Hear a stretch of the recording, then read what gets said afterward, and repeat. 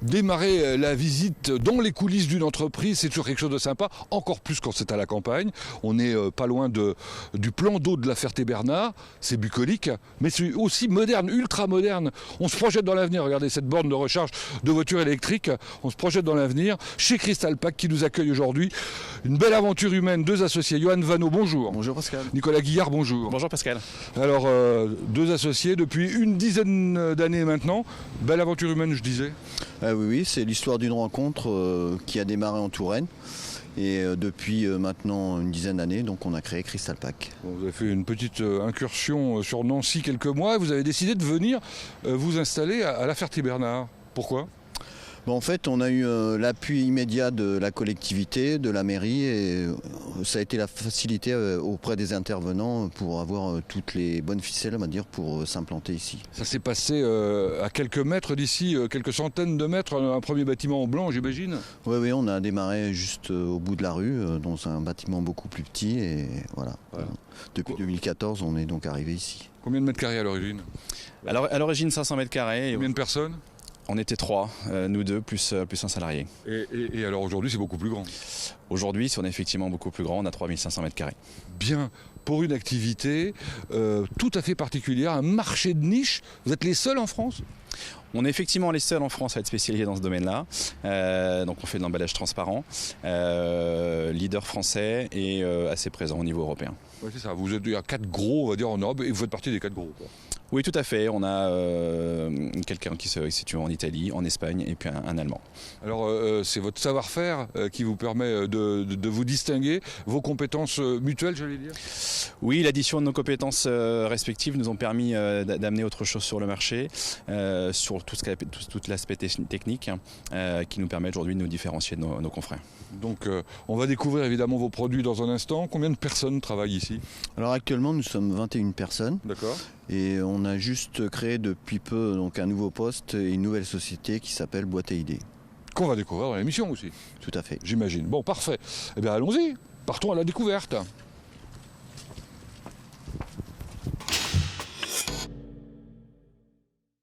Alors voilà donc ce showroom. Ah oui, c'est mieux qu'un showroom, c'est quand même une pièce de réception super équipée d'ailleurs. Oui, effectivement, c'est là qu'on reçoit nos clients et qu'on montre un petit peu l'ensemble de nos savoir-faire. Donc ils viennent du bout de l'Europe éventuellement, découvrir la Ferté-Bernard. Effectivement, un petit peu partout de l'Europe, oui. La petite Venise de l'Ouest, n'oublions pas. Donc là on découvre la gamme de produits.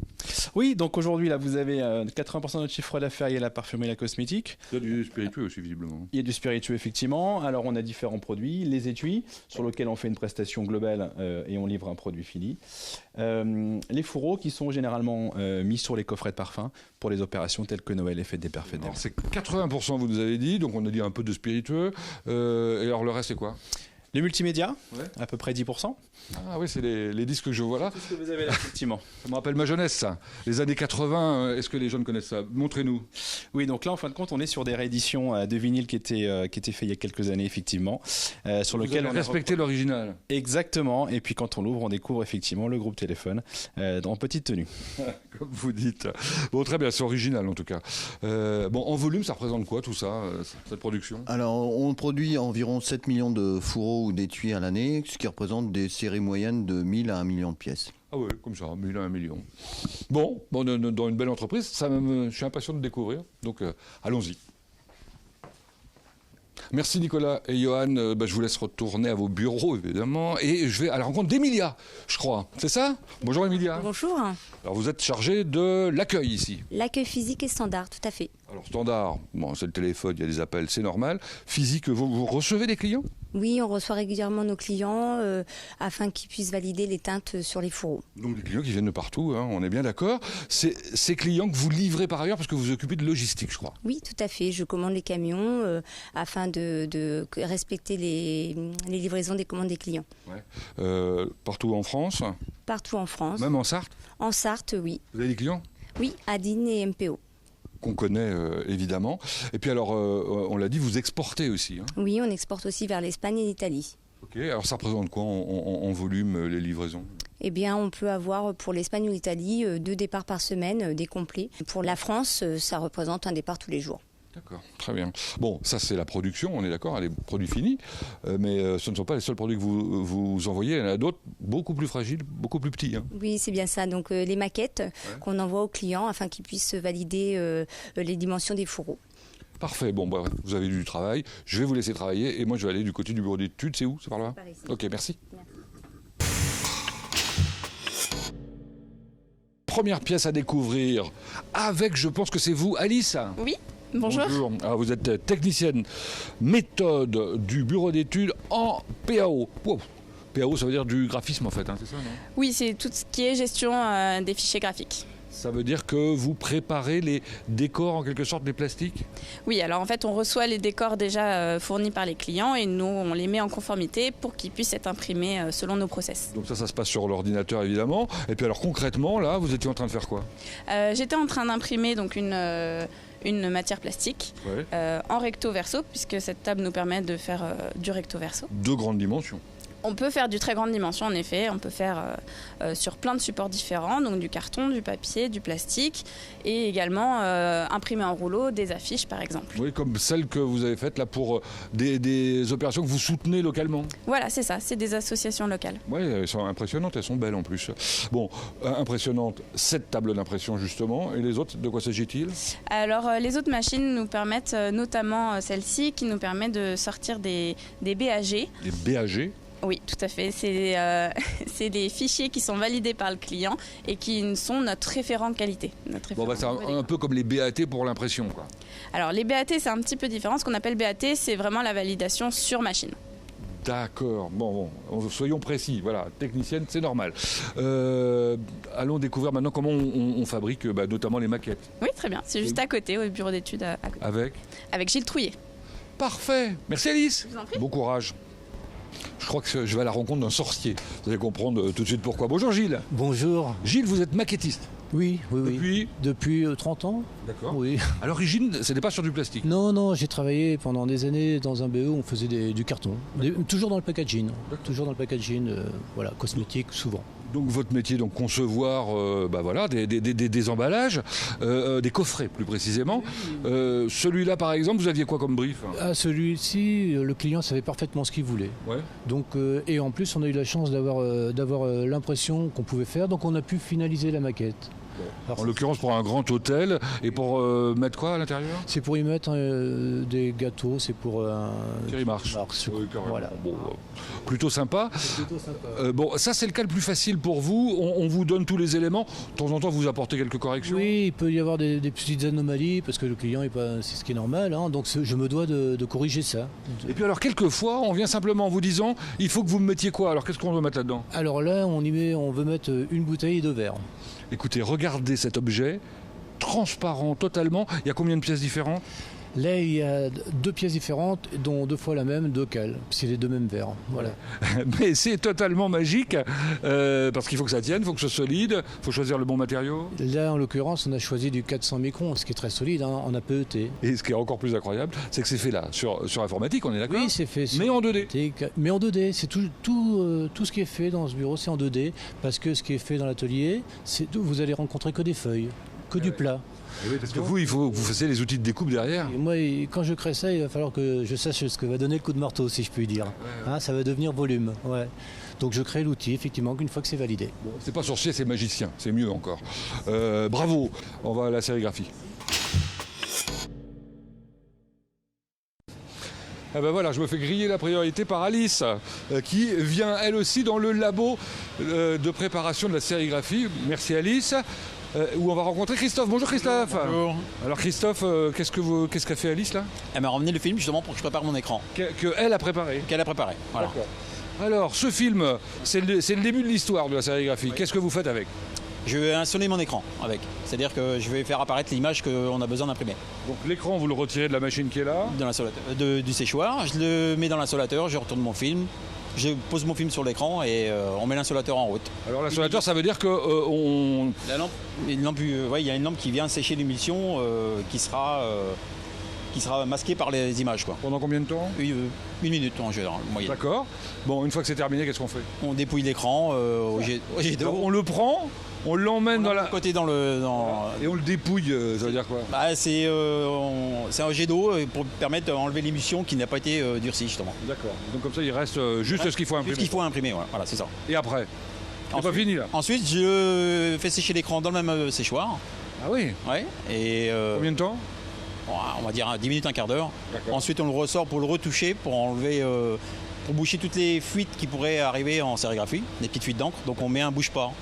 Et après c'est fini. On refait sécher 10 minutes et après c'est fini. L'écran est quasiment prêt. Donc la totalité du process? 20 minutes, allez, maximum. Ok. Voilà. Eh ben génial. Après il n'y a plus qu'à emmener ça de l'autre côté à l'atelier. Voilà, c'est ça. Bon bah l'atelier, on va justement le découvrir. Merci Christophe. De rien. Découvrons l'atelier maintenant, enfin, avec le responsable. Il s'appelle Fabien, c'est ça? C'est ça. Bonjour Fabien. Et vous êtes? Mélanie. Ah, c'est avec vous que j'ai rendez-vous tout à l'heure, je crois. Fabien, je vous laisse passer devant, tiens, pour me présenter l'atelier. Alors, donc ici, on est dans un atelier de sérigraphie. On est à peu près 15 à 16 personnes dans cet atelier-là. Alors, sérigraphie, on va en parler après, découpe et pliage collage. Là, ici, on est dans la zone sérigraphie, donc une machine 2 couleurs et une machine 1 couleur. Juste un mot quand même avant de continuer à parler du process. Les gens travaillent selon quelle méthode d'organisation? On est principalement en 2-8 ici. En fonction des saisonnalités et de la charge, ça nous arrive de passer en 3-8. Très bien. Alors la sérigraphie, on découvrira bien sûr en détail tout à l'heure. C'est quoi ça? J'ai jamais vu ça hier. Alors c'est un chariot de retournement qui nous permet de mettre les palettes dans le bon sens pour la machine de découpe quand les palettes sortent de l'impression. D'accord.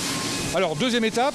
Alors deuxième étape, en fait, quand on imprime, on vient imprimer en plusieurs poses et l'intérêt, c'est de les séparer, ces poses-là, et de leur donner la forme que le client nous a commandée. Donc là, c'est une machine qui sert à découper ces feuilles d'impression et rendre les fourreaux utilisables après sur la prochaine machine.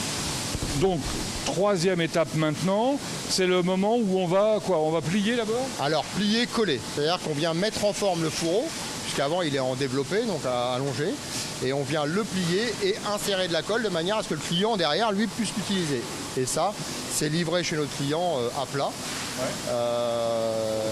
Bon, j'imagine que il faut que ce soit parfait, hein, bien évidemment. Alors comment on fait? Alors effectivement, on a des clients qui sont très orientés dans le luxe, donc avec des exigences importantes. Donc on fait du contrôle qualité permanent quasiment, avec des prélèvements, avec un système de qualité qui est très rigide. Hein.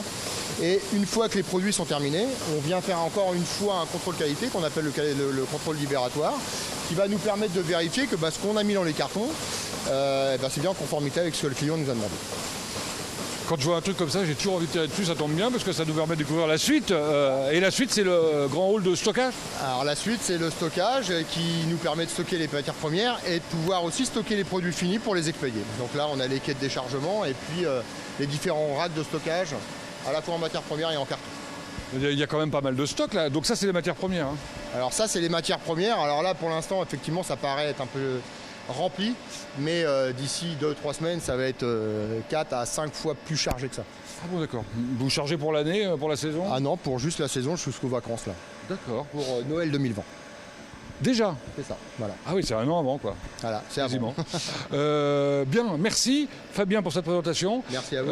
Je vais voir, je crois que c'est Mélanie, c'est ça? C'est ça, Mélanie. On recommence le process, mais ce coup-ci, pas à pas. Allez, bon courage.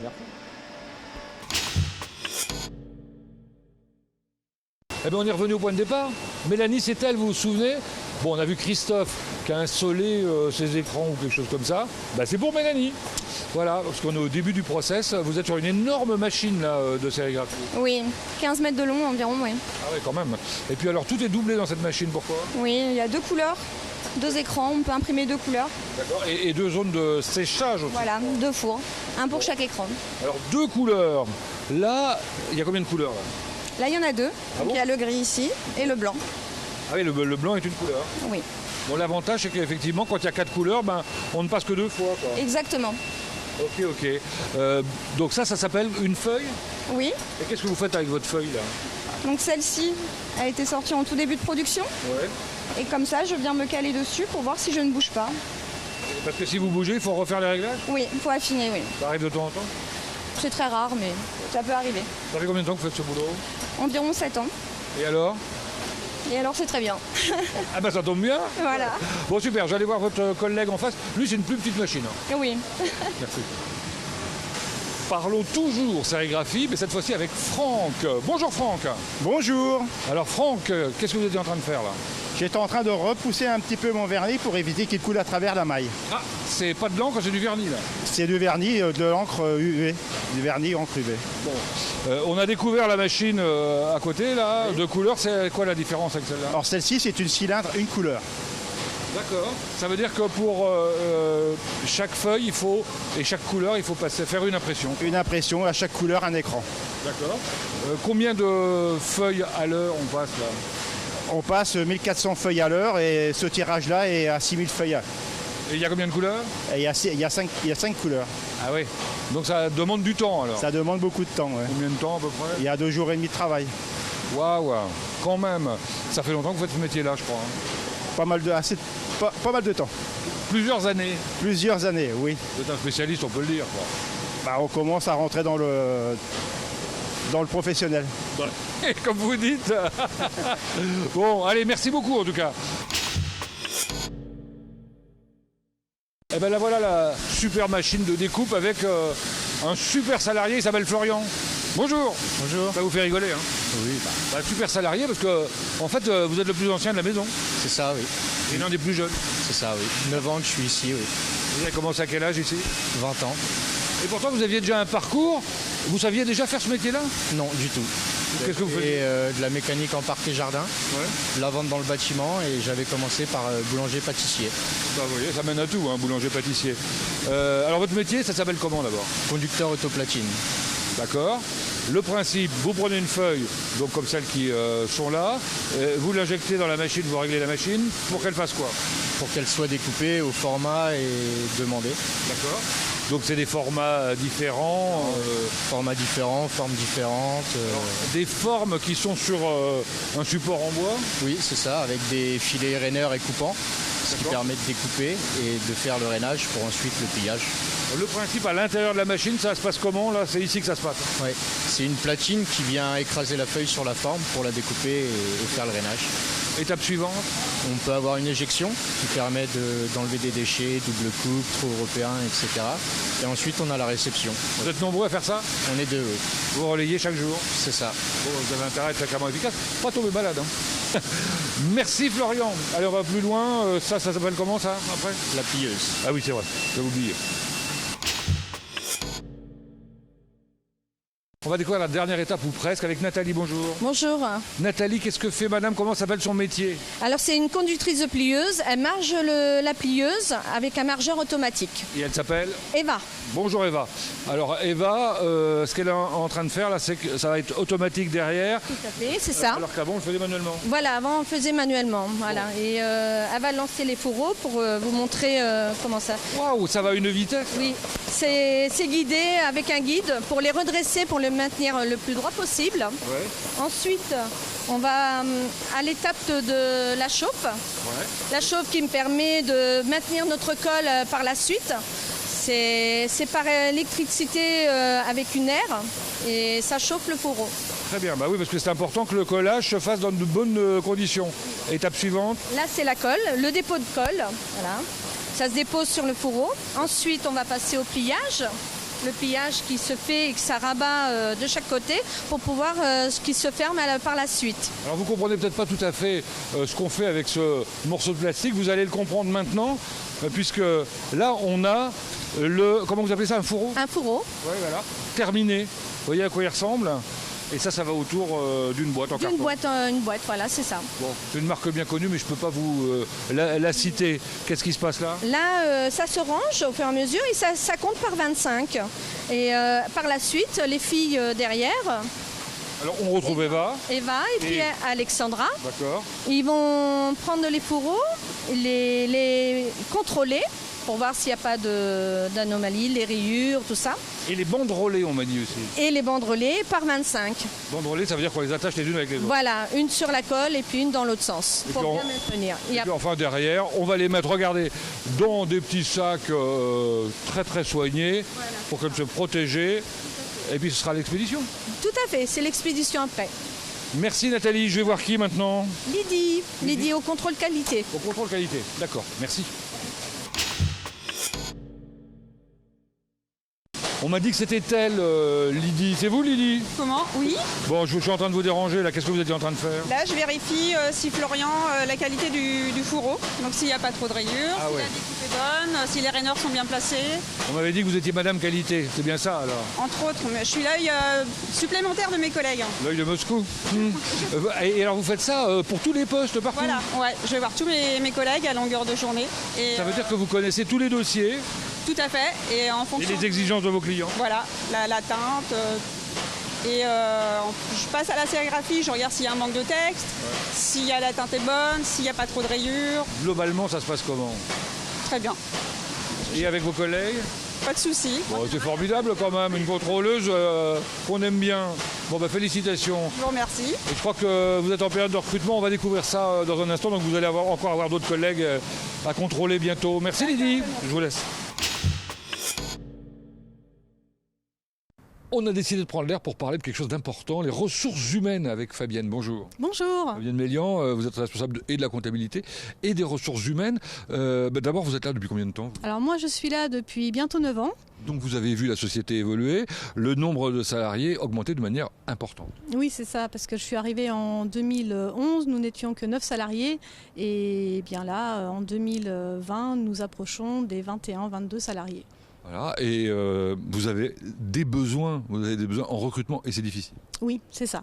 On a des besoins au niveau du secteur de sérigraphie, au niveau du pliage-collage, éventuellement aussi au niveau de la découpe. Alors je dis c'est difficile. Pourquoi? Parce que vous avez une spécificité, vous êtes les seuls à travailler cette matière plastique et il n'y a pas de formation pour ça. Oui, tout à fait. Donc on peut arriver à trouver des sérigraphes, on peut trouver des gens pour travailler sur le pliage-collage, mais par contre dans la partie plastique, très peu de personnes sont formées et donc on fait de la formation en interne. C'est nos opérateurs qui gèrent cette partie formation avec les nouveaux arrivants. Donc si j'ai bien compris, vous êtes ouvert à l'accueil de nouveaux salariés. Vite, envoyez-nous vos candidatures. Tout à fait, on peut accueillir des personnes au niveau du secteur sérigraphie, découpe, pliage, collage, sans problème, avec formation interne. Voilà une très bonne nouvelle. Bon, et puis ici, en plus, on crée de nouvelles structures. C'est le cas de la marque que vous voyez affichée là et qu'on va découvrir maintenant. Merci Fabienne. Je vous en prie.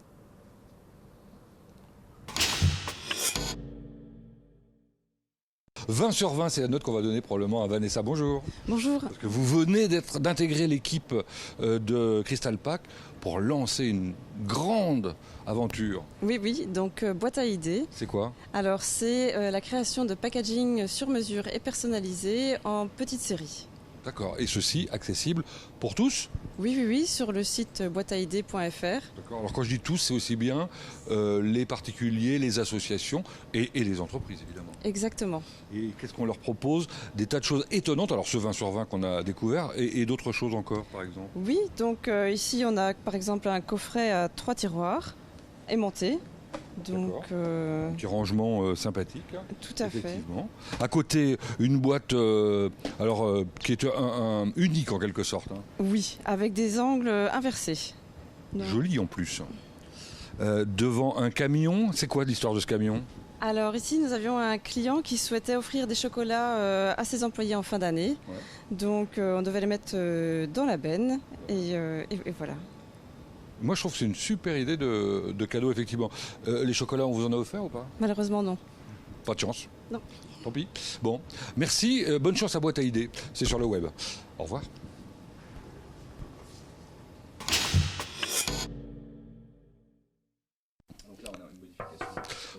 Pardon de vous déranger. Vous êtes en pleine conférence autour d'une belle et jolie boule de Noël, c'est ça? Oui, tout à fait. C'était distribué par le parfumeur et nous, on était en charge de caler le flacon pour éviter qu'il bouge pendant le transport. Voilà une de vos réalisations. On a vu qu'il y avait beaucoup de choses très originales. Ça a l'air, j'allais dire, de rendre heureux vos salariés.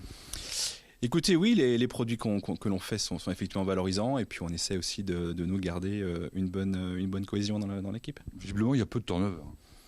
Assez peu, et c'est une bonne chose. La formation est compliquée. Alors j'ai vu que dans vos préoccupations, en tout cas si on en croit la fiche que vous avez vous-même éditée, je crois, on voit qu'il est question de recyclage, 30 à 100% de recyclage. De quoi s'agit-il ? Aujourd'hui, on essaye de changer l'image néfaste du plastique pollueur et on a développé avec notre partenaire de matières premières de la matière jusqu'à 100% recyclée. On a quelques exemples ici où on a des productions qui sont issues donc des bouteilles plastiques. Suivant les arrivages, on a différentes teintes si les bouteilles sont bleues, blanches ou vertes.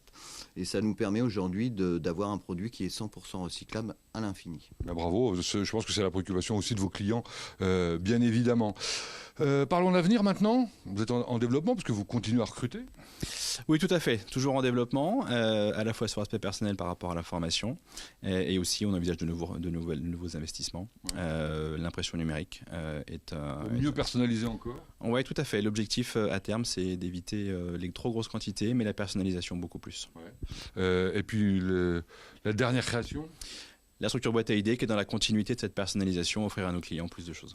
Et qui me semble une très bonne idée, effectivement. Merci encore une fois, messieurs, de votre accueil. C'est ainsi que se terminent ces coulisses. On en découvre d'autres dans une autre entreprise en Sarthe. À bientôt.